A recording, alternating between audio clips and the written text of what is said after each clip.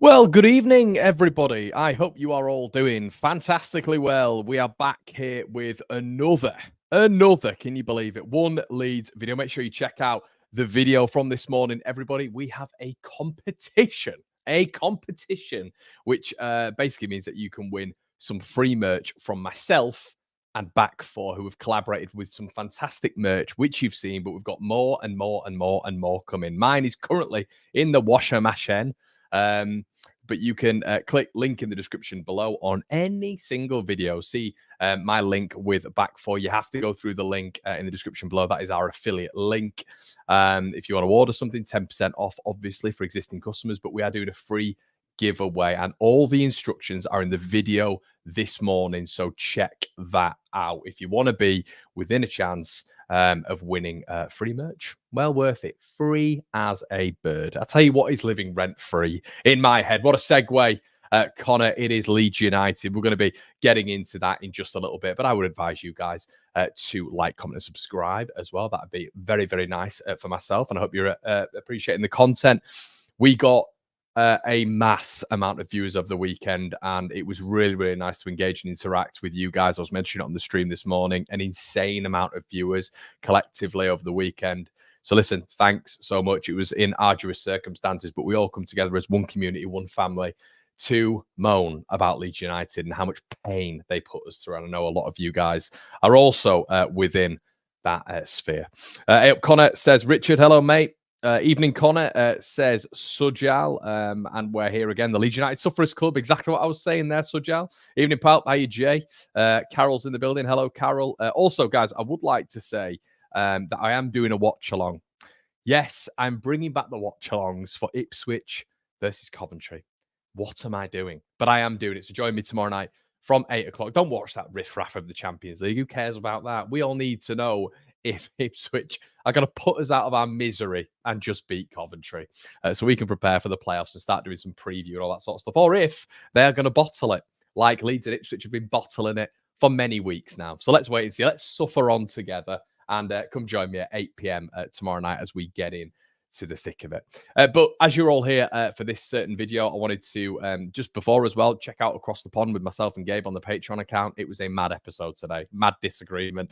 Mad episode. Fire. Well worth it. I might even release a couple of clips on the YouTube channel. Okay, let's get into it.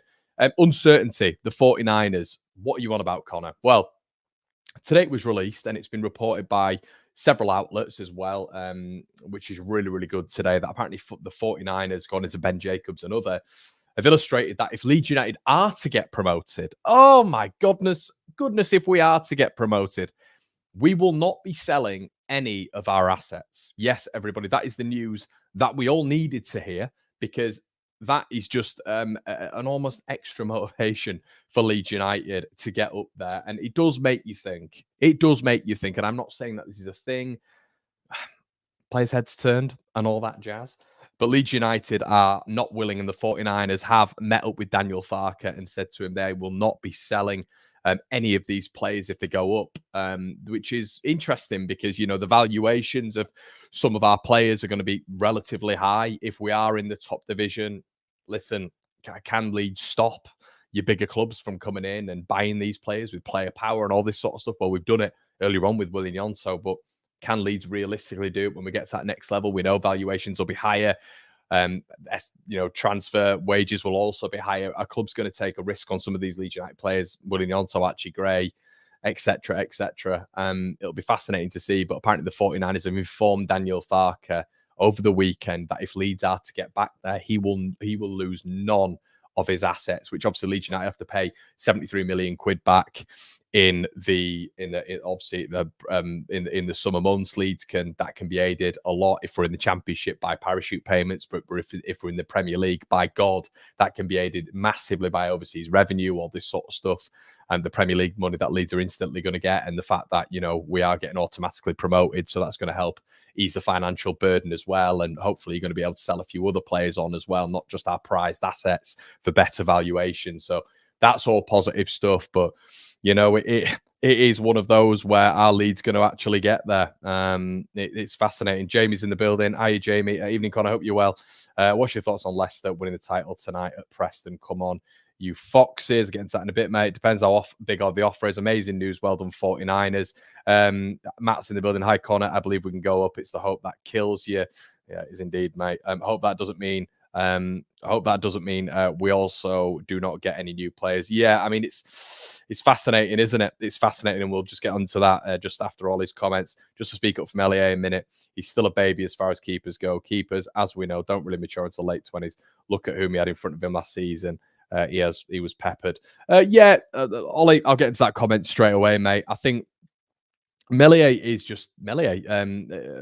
I wouldn't say we've seen any development at all in his career. I don't want this to make an Illan Meslier focused thing, but he's not seen any development. I've not seen any as a football fan, and as like mostly said, people can't really bring anything to the table when it comes to attributes that he's developed on. It's just clean sheets. That's it. He's made some decent saves this season, but he's also made some absolute howlers again. And the problem with Illan Meslier is it's a constant repetition of mistakes like this. That's the big issue. But listen, there's bigger issues than Illan Meslier. Daniel Farke being one. Daniel Farke being one. This is listen. Daniel has done well this season, but for a promotion specialist to get to the back end of the season and for us to kind of explode like we have been doing, that doesn't look great on him. So yeah, Illan Meslier hasn't been good at all. The QPR loss wasn't because solely of Illan Meslier. It really wasn't. There were bigger problems. I think the bigger problem was Daniel Farke. And I think there's been a lot of Daniel Farke problems post-international break, to be honest with you. That's my thought on it. So, yeah, I don't think it's right as fan bases to be solely blaming Illan Meslier. I do think there has been a mid-development in his entire career of which we've not seen him get snapped up by any other club. It's all just been rumours that clubs are interested. No one's actually been real and serious with it, which I think is almost symptomatic of his development as a keeper, which is just nothing. And the stats are not reading well for Illan Meslier. The young thing, yeah, but as well for a youngster, a lot of youngsters haven't experienced what Illan Meslier has experienced in terms of minutes at this stage in their career. And I can think of a fair few better goalkeepers, championship level and probably League One level at this moment in time than Illan Meslier. But yes, I would agree it isn't solely down to him. I think there is a bigger problem here. But Leicester, yeah, they can win the league tonight, 100%. 100% win the league tonight, and shout out to Leicester. It's always been a bit of fun with them. It is what it is. I think if we'd have had a fully fit Pascal Struijk and Ethan Ampadu in central defensive midfield, I think we'd have won the league. I do firmly believe that, but it is what it is. We've not had that luxury of doing that. We've been down arguably our best centre back for the second part of the season, and we've been down our best central defensive midfielder, which I think is seen as do okay. When it's come to a little bit of vibes FC, a lot of our big players in terms of those attacking two have stepped up in the second half of the season and won us game by individual quality, but we haven't really been able to properly decipher game plans in many situations, which has led us post-international break to completely capitulate and be the second worst team form-wise in the division. So Leicester, shout out, credit to you guys, but I just wish we'd have amounted more of a challenge with significant players within the ranks, because I think Leeds would have had this league sewn up. I thoroughly believe that, but we haven't. We've had to endure this. We've not done well. The manager hasn't done well, and it is what it is. But we could be also in the sort of sphere right now where we see 3 significant boosts before the Southampton game. We don't know what Farke is going to be saying about that, but we could see Connor Roberts. He was supposed to be back for this game. We potentially, could see a few others, but I think Roberts is the one. Dan James obviously could be back. Patrick Bamford could be back for this one as well, which is naturally going to help Leeds at this moment in time. So yeah, there'll be big boosts to the side. I think we're all aware of how that will benefit Leeds in many instances. I think we're speaking about this on Across the Pond earlier on ATP about where we see Leeds getting the most from this lineup. Do you bring Charlie Cresswell in? And we had a really good conversation about, do you bring Charlie Cresswell in, shove Ethan back in central defensive midfield, shove Archie back in there, or do you put Connor Roberts in at right back? He has to get the balance right, and this is it. It's like what Emmett said, really. We can look at certain players and we can look at at the problems, and there has been problems. Let's not get this twisted. There has been significant problems with certain individuals and their performance standards.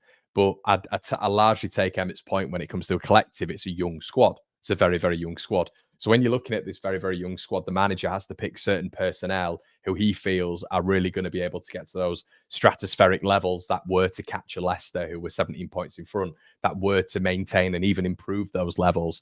I always call Matteo Joseph on this channel, and you know, we're having a chat about this as well a little bit earlier on. And Matteo Joseph, I think, for this Southampton game would be a perfect pick if Pat Bamford isn't going to be available, for this game.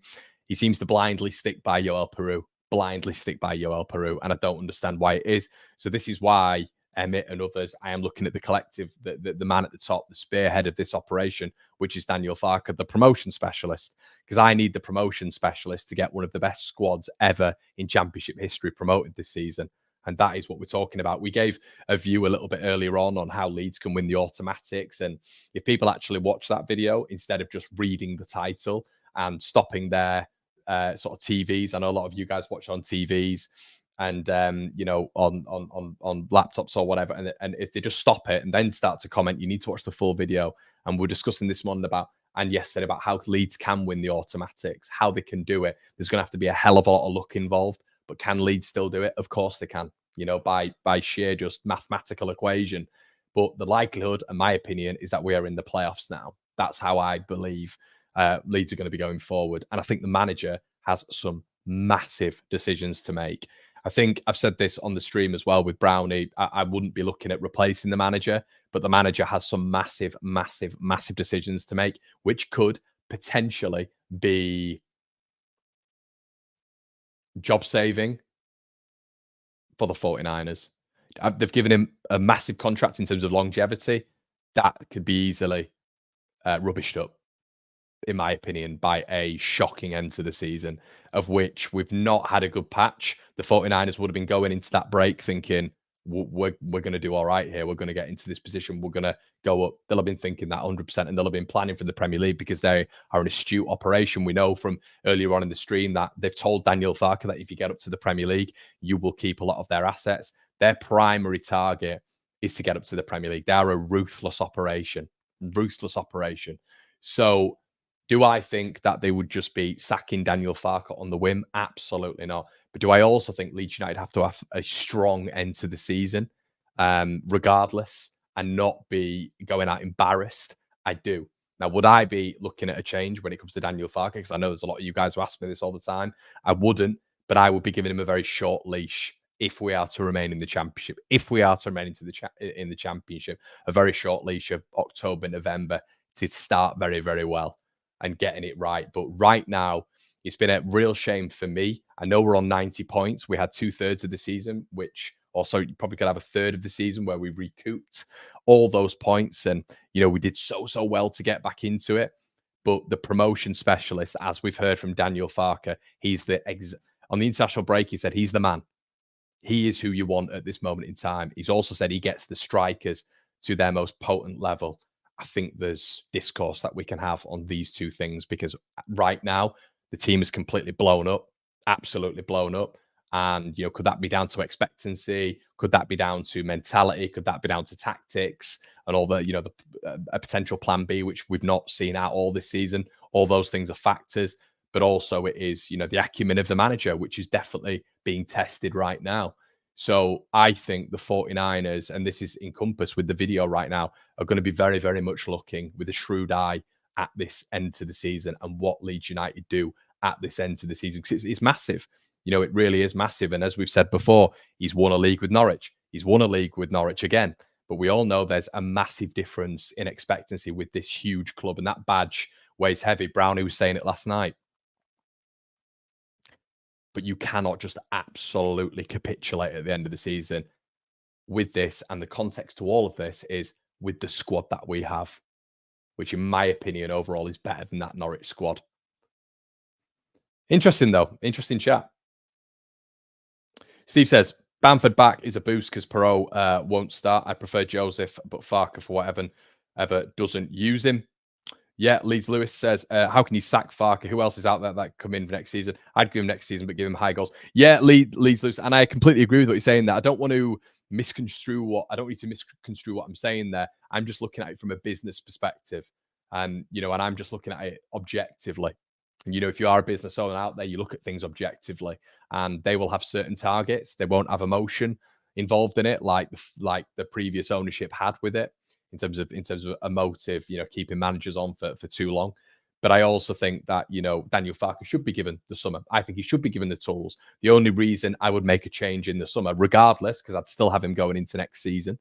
But the only thing that I would look at really overall is if there is an exceptional manager at second tier level available. And if we don't get promoted, I would probably make a change if there is an exceptional manager.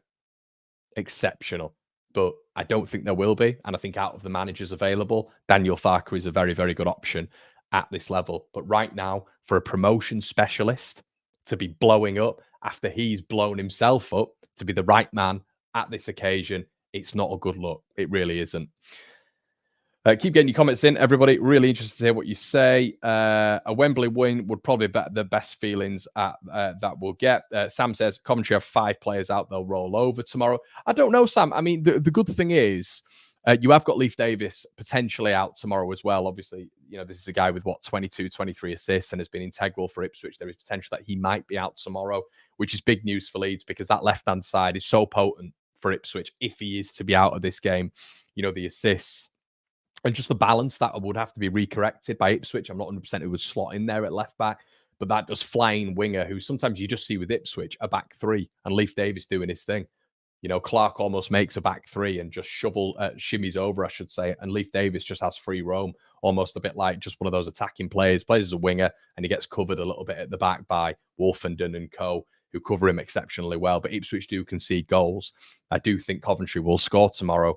It's just all about the bottle because you look at this now and Ipswich can't even get a point tomorrow. So that's the difficulty when we're looking at it. The positives are, Coventry are always going to be a tough team to play. There's an argument that, especially at home, they get up for a lot of the bigger games. You look at Leicester, who they beat, Leeds, who they beat. Now they're playing Ipswich at home. They get up for the bigger games. We've seen Man United as well. We've seen Wolves in there, and we look at just the whole, discussion about bigger teams. So that's all beneficial for Leeds United. But yes, Coventry do have players out. But the beautiful thing is Van Ewick, O'Hare, Sheaf, these are all Premier League players. These are all players who I could see fitting in at Crystal Palace, could see fitting in at some level, potentially at Bournemouth. We've seen Wharton go to Crystal Palace earlier on this season. I think you're looking at O'Hare and I think you're looking at Sheaf and you're thinking very, very decent pedigree midfielders at that Premier League level who could do a job. So I think Van Ewick, obviously at left back, is very, very good. Obviously, he came out and spoke very, very highly of Crysencio Somerville the other day as well, saying he's the best he's faced at this level. So they have players. There's not just this side that they're going up against tomorrow who are just out of it. Haji Wright, Ellis Sims, they're good. They've got good components of this side, and on their day, Coventry, as we all know, can hurt teams. They weren't in absolute flying form when they faced Leicester when they won 3-1 at home as well. It wasn't flying form. It wasn't winning every single week going into that game. So there are positives we can look at it for. And as I mentioned this morning, listen, it's not one of those games Ipswich will want whatsoever. On the road again, Midlands this time. So, but yeah, I mean, do I think it's over? I do think it's over. But the watch along tomorrow night on One Leeds will be very, very interesting. Evening, Connor. Hey, Dave. Yeah, exactly, Lucas. I did say I don't think it'll happen, but people just don't listen, mate. They'll watch the video and hear me give a different perspective because I tried to do that on the channel. I've not got an agenda. I try to look at different points and then give my forceful opinion on things. But people just don't listen. They don't listen and they just hear what I say at the start. Well, this is how you could look at it. Oh, but you said earlier on. So they just don't listen, mate. So it does get very, very frustrating. Hi, Matthew, as well. Ultimately, has a squad been built this year has been wrong? Joe, do you know what I do think has been completely wrong? I think the wrong thing has been Joel Perreault. Peru, I should say. I think that signing makes no sense. And it was almost a signing which was brought in to detract him from our rivals. Because Farke will have known when he was been brought in that we're playing a 4-2-3-1. Farke will have known that he was never going to be a Timu Pukki style striker because he hasn't ever been. I mentioned right at the beginning of the season, it's an exciting signing. It's interesting. So I remember I got clipped up by one guy and he put them side by side without any context. And I had to talk about it on social media and actually say, no, this is actually what I mean. If you actually watch the full thing, always a problem on YouTube. But I was saying that he's an exciting signing, a signing who I'd be really, really interested to see. But then you've seen Daniel Farke previously with his plan A and not going to plan B, C, D, E, F at Mönchengladbach and Norwich. But you didn't really know it'd go to an extent of where you're buying a striker in for 12 to 16 million quid and you're not fitting him in your puzzle. We're not, deviating every now and again to a 3, two lower 10s and then a spearhead. It's you bring in a guy in who we all thought maybe would slot into a number 10 at just an almost 9.5 because he's not a number 9 and we can't fit him in anywhere. He hasn't fit. So we can talk about him getting 12 goals. We can talk about getting 3 assists, but we can also talk about his complete lack of athleticism, his complete lack of physicality, his pedestrian nature on the ball. So when we're talking about squad build, and Joe's made a good point there, the squad build I thought has been symptomatic of the Joel Perot signing, of which you're looking at someone who's come in who will never fit, who will never, ever, ever, ever, if we're looking at trends and patterns and what he's done before, he will never fit in a Daniel Farke system. So I said it was a good signing, but I didn't get it. I didn't quite understand how it would work. And that's exactly how it's planned out. Leeds United have not been able to fit Joel Perot in. And the biggest thing about that, Joe, is the long-term projection is Premier League. Imagine him up against Premier League centre-backs. Bearing in mind, you now get 4 centre-backs playing along a back line. We're mentioning on Across the Pond on ATP this morning how defenders have changed. Defences have changed. You don't get your Javier Mascherano's in there. Your Lisandro Martinez is almost a bit of an anomaly, a small defender. You now are getting monsters again at the back. We've gone back to mid-90s with Jaap Stam, Sol Campbell, etc. We've gone back to mid-90s, and now you've got 4 of them at the back, 4 centre-backs. They're that quick. They can play as fullbacks and be compact. So when you look at someone like Joel Perot and you look at the future and you look at the long-term effect of putting 16 million quid into a striker, you look at other players in this division who can move up to that next level. Your Ekwars, your Somervilles, as I've mentioned, your Eric's, your Sheaves, your Callum O'Hare's, players like Hume, players of that level who can probably make that step up like a Wharton can, who's obviously moved to Crystal Palace, the obvious one this season, Championship to Premier League. They've got Joel Perot completely wrong because there's nowhere near you can play him in a Daniel Farke system in a 4-2-3-1 because he's then going to have to be competing with Saliba. He's then going to be competing with Diaz. And even at a lowly level, he's then going to be competing with an Anderson, Crystal Palace, for example. He's going to get completely gobbled up. If he's getting gobbled up Championship level playing a number 9, what the hell is going to happen to him in Premier League? So squad build, I think, is almost symptomatic of what has gone on with Joel Perot in terms of adding someone like that, someone at that level, and for that amount of money to the roster. I think it's interesting. Cameras in the building. Great show as ever. Great show. Never lose the faith. Leeds will go up. Yeah, hope you're right, Cameron. Cheers for your donation, mate. Cheers for your donation. Really appreciate that. Yeah, and Scarlett, this is what we wanted to speak about actually when it came to Joe Rodon. There's a lot now, basically today, illustrating that whatever the outcome will be at the end of the season, Leeds are going to sign Nat Phillips. I mentioned at the start of the season that this would be a one signing maybe that would excite me. I don't know. I just don't know if that is someone who I see in the mold of Daniel Farke right now. It might work. I'm not going to do a deep dive into it too much, but is there probably better out there than Nat Phillips for Leeds to get? Yes, I would say so. I look at Nathan Wood at Swansea all the time. And I know a lot of you guys will throw stats at me about how crap Swansea's back line would be, but listen, I feel like him in someone like a Daniel Farke system would be a lovely signing, Premier League or Championship. That's the sort of signing we need. A ball-playing centre-back who has real ability dragging Leeds out from the back, who really has a pass completion rate that feeds the attack into the defence and is able to transition your side at probably Premier League level as well. Nat Phillips, I don't really get that from at all. And that was from a few sites yesterday and something that I wanted to bring to you guys as well today. I'm just not 100% sure that's one that I'll be looking at.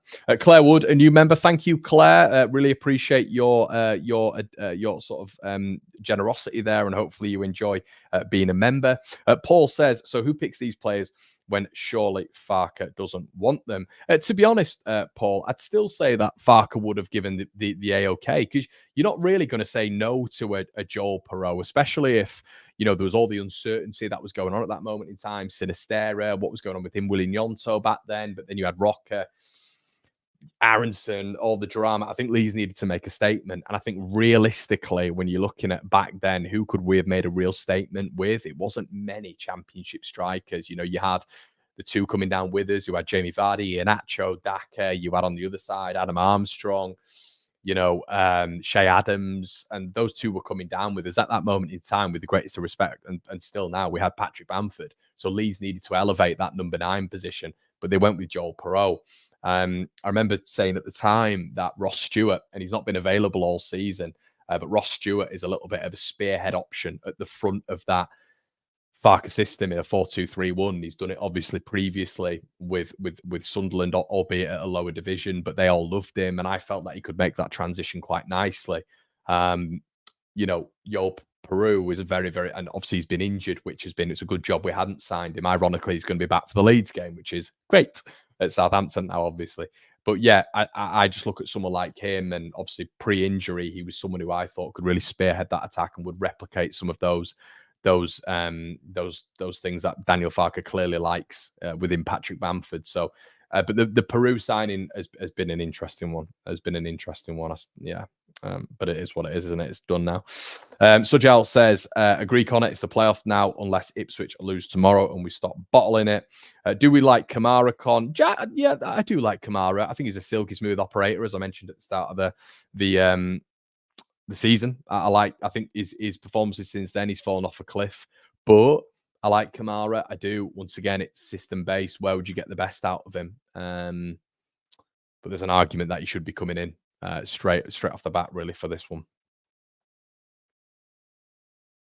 Imagine Leeds winning at Wembley. Yeah, it'd be amazing, mate. What do you think happens if Ipswich do lose? Steve Tordoff saying it's not over till it's over. Yeah, you're not wrong, Steve. I can see Phil agreeing with you there.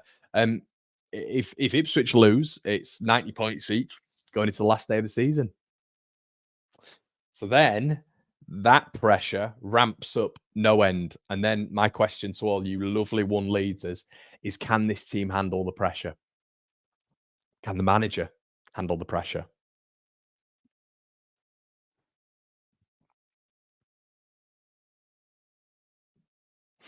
Claire says, I've followed you a long time, love your content, and I'm happy I'm able to support the channel. I really appreciate that, Claire. Really appreciate. Connor, who would you consider as star managers for us if the 49ers open the trap door on Farke?